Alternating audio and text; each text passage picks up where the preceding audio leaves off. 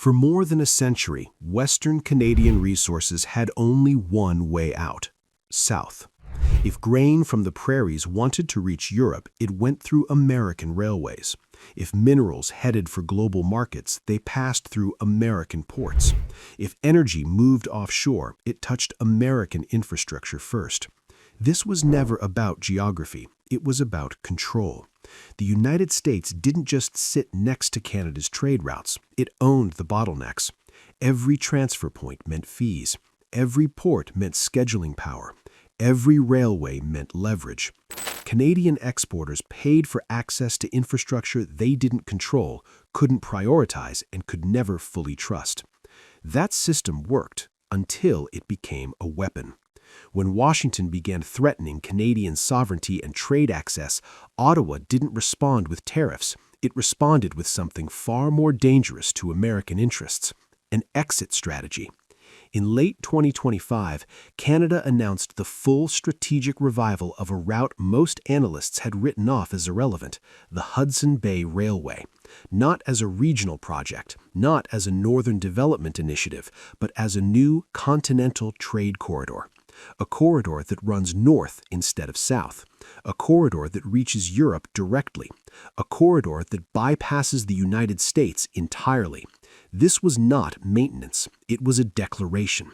Canada committed hundreds of millions of dollars to rebuild 1,300 kilometers of Arctic rail to top-tier freight standards, transforming a forgotten line into a reliable, permanent alternative to American-controlled routes.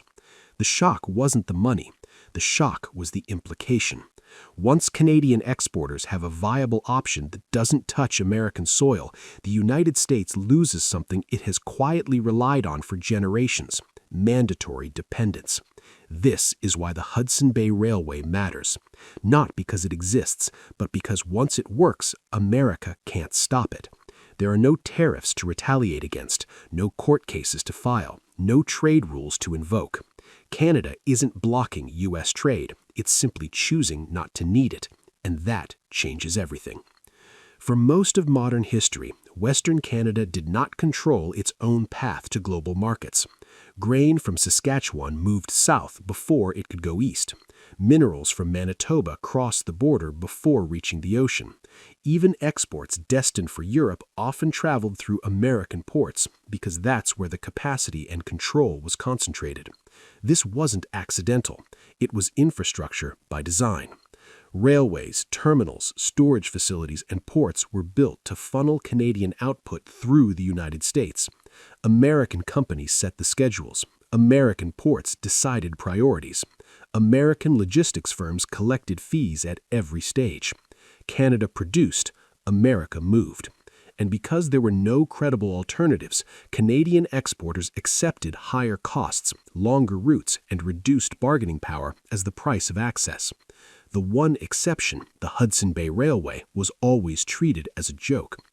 Built in the early 20th century to connect the prairies directly to Europe via the Arctic port of Churchill, it promised a shorter, cheaper route across the Atlantic.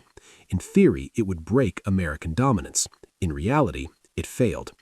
The railway crossed permafrost that shifted seasonally. Muskeg swallowed tracks. Extreme cold cracked steel.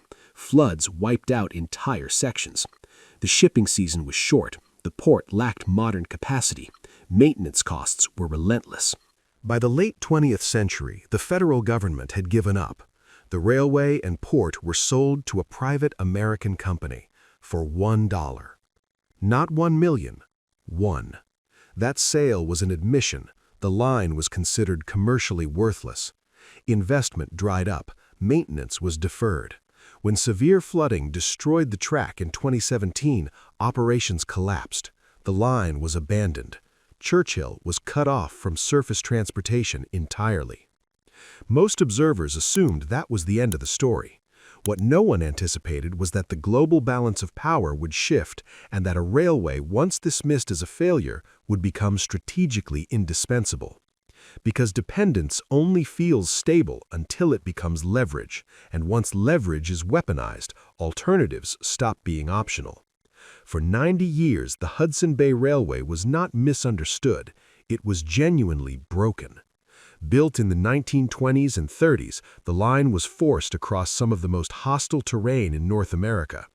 Permafrost that shifted with the seasons, muskeg that swallowed foundations, temperatures that cracked steel rails, floods that erased entire sections overnight.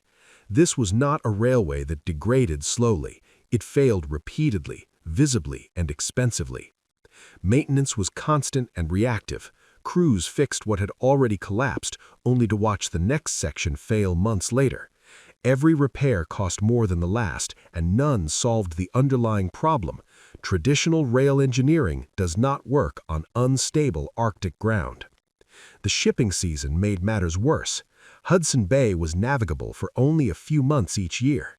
Even when the tracks held, the port of Churchill lacked the scale and modern handling capacity to compete with southern alternatives.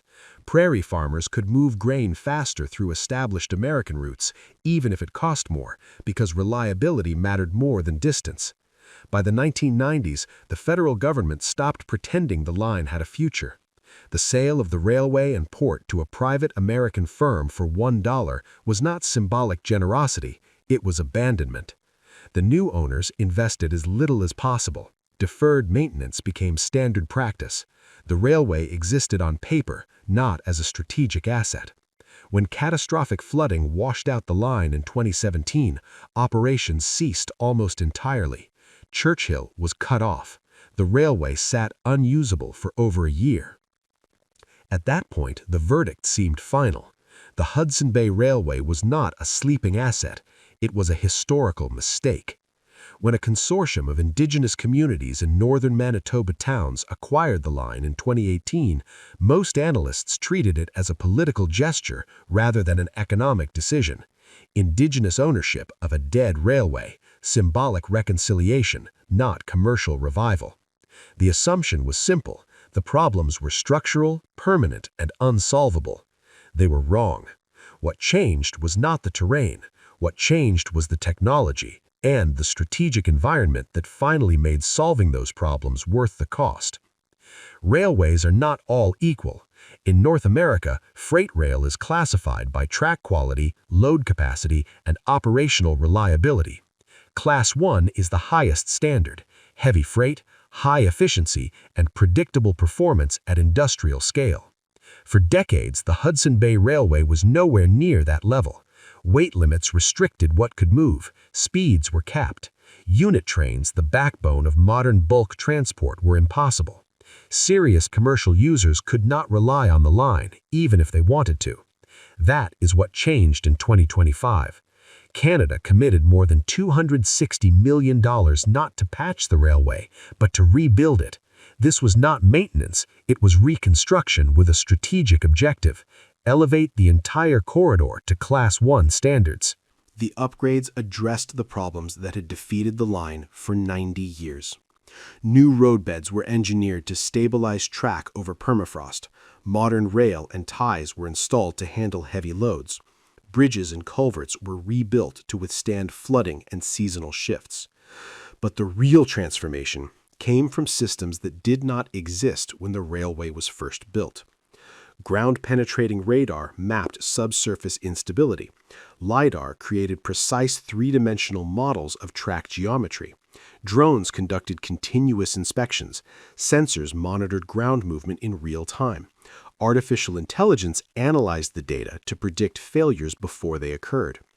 This was not reactive maintenance. It was predictive infrastructure management. Instead of waiting for collapse, crews intervene where failure is forming. Instead of emergency shutdowns, repairs are scheduled. Reliability, the single most important factor for commercial logistics, becomes measurable and defensible. Class 1 standards send a signal the market understands.